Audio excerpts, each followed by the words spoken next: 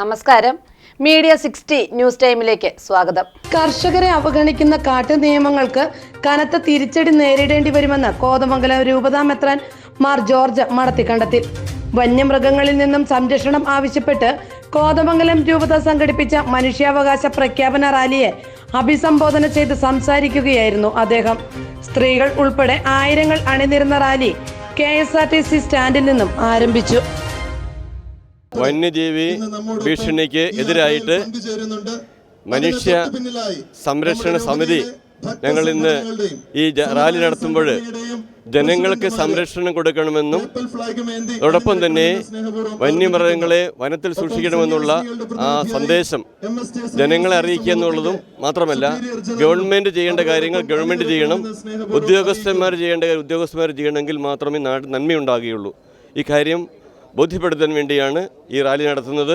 വന്യമൃഗങ്ങൾക്ക് അതീവ സുരക്ഷ ഒരുക്കുകയും മനുഷ്യർക്ക് പുല്ലുവില കൽപ്പിക്കുകയും ചെയ്യുന്ന കാടൻ നിയമങ്ങൾക്ക് കനത്ത തിരിച്ചടി നേരിടുമെന്ന് കോതമംഗലം രൂപതാ മെത്രാൻ മാർ ജോർജ് മടത്തിക്കണ്ടത്തിൽ മുന്നറിയിപ്പ് നൽകി. ഇത് അതിജീവനത്തിന്റെ പ്രശ്നമാണ്. നമ്മുടെ ജീവനും സ്വത്തിനും സംരക്ഷണം വേണം. ആ സംരക്ഷണം നൽകേണ്ടത് ജനങ്ങളല്ല, ജനങ്ങളെ തെരഞ്ഞെടുത്ത ഗവൺമെന്റാണ്. ഗവൺമെന്റിന്റെ ഉത്തരവാദിത്വം എല്ലാ ജനങ്ങൾക്കും സുരക്ഷിതമായി ജീവിക്കുവാനുള്ള സാഹചര്യം ഒരുക്കുക എന്നുള്ളതാണ്. കാട്ടുമൃഗങ്ങളല്ല ഇവരെ തിരഞ്ഞെടുത്തത്, ജനങ്ങളാണ് തിരഞ്ഞെടുത്തത്. ഇനി ഇവിടെ വോട്ട് ചോദിക്കാൻ വരുമ്പോൾ മൃഗങ്ങളുടെ അടുത്തേക്ക് പോയിട്ട് കാര്യമില്ല, ജനങ്ങളുടെ അടുത്ത് വരും. അപ്പോൾ നമ്മൾ ചോദിക്കണം, ഞങ്ങൾക്ക് സുരക്ഷിതമായി നേട്ടം ജീവിക്കുവാൻ സാധിക്കുമോ ഇല്ലയോ? അതിന് ജനപ്രതിനിധികളെ നമ്മൾ തിരഞ്ഞെടുക്കണം, സംശയമൊന്നുമില്ല. പിന്നെ നമ്മളിപ്പോൾ കേൾക്കാറുണ്ടല്ലോ, എല്ലാ ദിവസവും ഗ്യാരണ്ടി കേൾക്കാറുണ്ട്. മനുഷ്യ ജീവന് മാത്രം ഗ്യാരണ്ടി ഇല്ലാത്ത ഈ നാട്ടിൽ മനുഷ്യ ജീവിതത്തിന് ഗ്യാരണ്ടി ഇല്ലാത്ത കാട്ടു നിയമങ്ങൾ ഇവിടെ നടപ്പാക്കുവാനായിട്ട് നാം അനുവദിക്കില്ല. ജനങ്ങൾക്ക് നീതിപൂർവം ജീവിക്കുവാൻ, സുരക്ഷിതമായി ജീവിക്കുവാൻ സാധിക്കുന്ന, ഗ്യാരണ്ടി കൊടുക്കുവാൻ സാധിക്കുന്ന ആളുകൾക്ക് മാത്രമേ നമ്മൾ വോട്ട് ചെയ്യുകയുള്ളൂ. ഇന്ന് ഒത്തിരിയേറെ സാഹചര്യങ്ങളിൽ പ്രതിസന്ധി നേരിടുന്നുണ്ട്. ഗവൺമെന്റ് പറയുന്നു, സംസ്ഥാന ഗവൺമെന്റ് പറയുന്നു, ഞങ്ങൾക്ക് നിയമം കേന്ദ്ര ഗവൺമെന്റ് നിയമമാണ്, അത് മാറ്റാൻ പറ്റുന്നില്ല. കേന്ദ്ര ഗവൺമെന്റ് പറയുന്നു, സംസ്ഥാനം അവിടെ ചെയ്യാവുന്ന കാര്യങ്ങളേ ഉള്ളൂ, അവർക്ക് വെടിവെക്കാനുള്ള സ്വാതന്ത്ര്യമുണ്ട് മൃഗങ്ങളെ, അല്ലെങ്കിൽ അത് ചെയ്യിക്കാനുള്ള സ്വാതന്ത്ര്യമുണ്ടെന്ന് പറയുന്നു. രണ്ടുപേരും അങ്ങോട്ടും ഇങ്ങോട്ടും പറഞ്ഞ് നമ്മളെ കബളിപ്പിക്കുകയാണ്. ഈ അവസ്ഥ അധികം നാൾ മുന്നോട്ട് പോകാൻ സാധിക്കില്ല. നമ്മളെ കബളിപ്പിക്കപ്പെടരുത്. ഈ രാഷ്ട്രീയക്കാരും ഉദ്യോഗസ്ഥന്മാരും ഗവൺമെന്റും ജനങ്ങൾക്ക് വേണ്ടി നിലകൊള്ളണം. അതിനുള്ള സാഹചര്യം ഉളവാകണം. നമ്മുടെ ആദ്യം ഒരു കാര്യം മാത്രമേ ഞാൻ പറയുന്നുള്ളൂ, പ്രധാനമായ കാര്യം ഇതാണ്. അതുകൊണ്ട് വനനിയമം, കാലഹരണപ്പെട്ട വനനിയമം മാറ്റി പുതിയ നിയമം ജനങ്ങൾക്കും മൃഗങ്ങൾക്കും സുരക്ഷിതമായി ജീവിക്കുവാനുള്ള നിയമം ഉണ്ടാകണം ഇവിടെ. വന്യമൃഗങ്ങളിൽ നിന്നും സംരക്ഷണം ആവശ്യപ്പെട്ട് കോതമംഗലം രൂപതയുടെ നേതൃത്വത്തിൽ സംഘടിപ്പിച്ച മനുഷ്യാവകാശ പ്രഖ്യാപന റാലിയിൽ പങ്കെടുത്ത് സംസാരിക്കുകയായിരുന്നു അദ്ദേഹം. വോട്ട് ചെയ്യുന്നത് വന്യമൃഗങ്ങളല്ല, മനുഷ്യരാണ് എന്ന് ആരും മറക്കരുതെന്നും അദ്ദേഹം ഓർമ്മിപ്പിച്ചു. വന്യജീവികളുടെ സ്വാഭാവിക സംരക്ഷകരായ വനം വകുപ്പും സർക്കാരും വന്യജീവികളെ കാട്ടിൽ തന്നെ നിലനിർത്താനുള്ള നടപടികൾ സ്വീകരിക്കണമെന്നും ബിഷപ്പ് കൂട്ടിച്ചേർത്തു.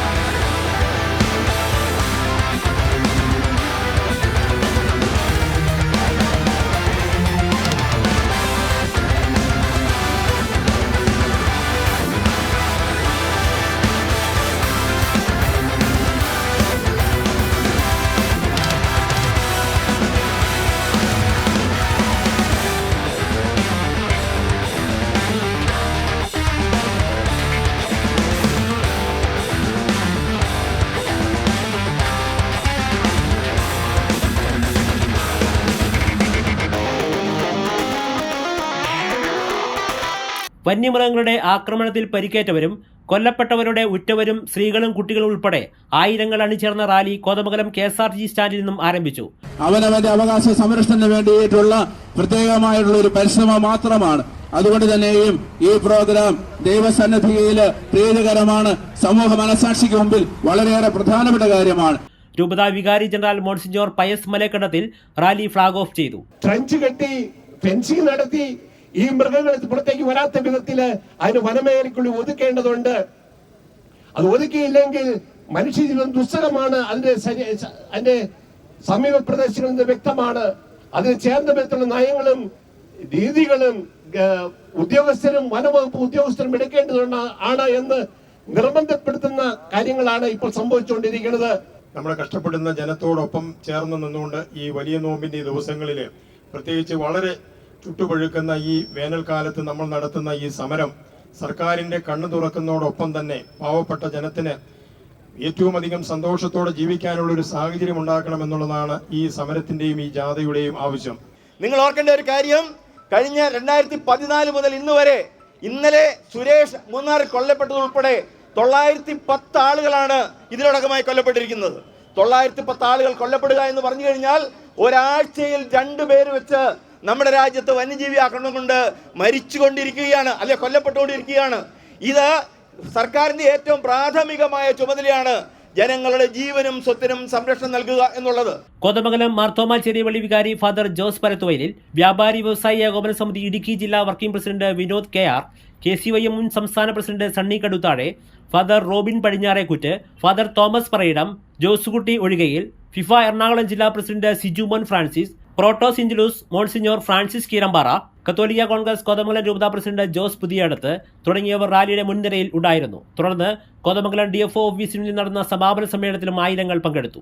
പ്രിയമുള്ളവരെ, ഇത് ജനാധിപത്യ സംവിധാനമുള്ള നാടാണ്.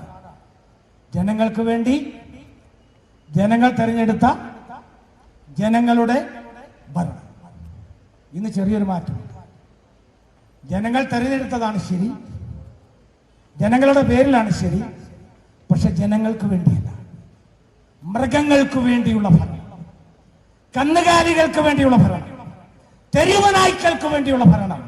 ഇവിടെ ഞങ്ങൾ ആവശ്യപ്പെടുന്നത് ഒരു തെരുവ് നായയുടെ വിലയെങ്കിലും, ഒരു കാട്ടുപന്നിയുടെ വിലയെങ്കിലും ഇവിടുത്തെ കർഷകർക്ക് നൽകുവാൻ ഭരണാധികാരികളും ഉദ്യോഗസ്ഥരും തയ്യാറാകണമെന്നാണ് ഞങ്ങൾ ആവശ്യപ്പെടുന്നത്. ഏറ്റവും പ്രധാനപ്പെട്ടത് പുലിയും കടുവയുമാണ്. ഏറ്റവും ഒടുവിൽ നാം നേരിട്ട് കണ്ടു, ഒരു മനുഷ്യൻ ശരീരത്തിലെ ഒരു കടുവ കടിച്ചു കീറി. അതിനപ്പുറം ഞാൻ വിശദീകരിക്കുന്നില്ല, അത് ഒന്നും മിച്ചമുണ്ടായിരുന്നില്ലെന്നാ അതിനപ്പുറം പറയാൻ പറ്റുന്നില്ല. ആ രൂപത്തിലേക്ക് മാറിയിരിക്കുന്നു. എന്നിട്ടും വനം വകുപ്പ് ഇപ്പൊ കള്ളക്കണക്കുകളുടെ പുറകെ പോകുന്നു. വയനാട്ടിൽ അവർ പ്രസിദ്ധീകരിച്ച കണക്കിൽ ഇപ്പൊ ആകെ കടുവകളുടെ എണ്ണം അവിടെ കുറഞ്ഞിരിക്കുന്നു എന്നാ പറഞ്ഞത്. 78 കടുവയായെന്നാ പറഞ്ഞത്. 2017 അവർ പ്രസിദ്ധീകരിച്ച കണക്കിൽ 183 കടുവയുള്ളപ്പോ ഇപ്പൊ അവരത് 78 കുറയ്ക്കുന്നു. എന്നാൽ ഏറ്റവും ഒടുവിൽ ഒരു സ്വതന്ത്ര സംഘടന ഇപ്പോ വനം വകുപ്പ് തന്നെ കൈവശം വെച്ചിരിക്കുന്ന ഒരു കണക്ക് പരസ്യപ്പെടുത്തിയിട്ടുണ്ട്. ഓരോ കടുവയ്ക്കും അതിന്റെ സ്ട്രൈപ്സ് വെച്ചിട്ട്, അതിന്റെ ഫോട്ടോ വെച്ചിട്ട് ഓരോന്നിനെയും തിരിച്ചറിയാൻ ശാസ്ത്രീയ മാർഗങ്ങളുണ്ട്. 200-ന് മുകളിലേക്ക് വയനാട്ടിലെ ഏറ്റവും ചുരുങ്ങിയ പ്രദേശത്ത് മാത്രം കടുവകളുടെ എണ്ണം വർദ്ധിച്ചു എന്നതാണ് ഇന്ന് നാം കാണുന്ന നരവേട്ടയിലേക്ക് പോകുന്നത്. News desk media 60 Kothamangalam.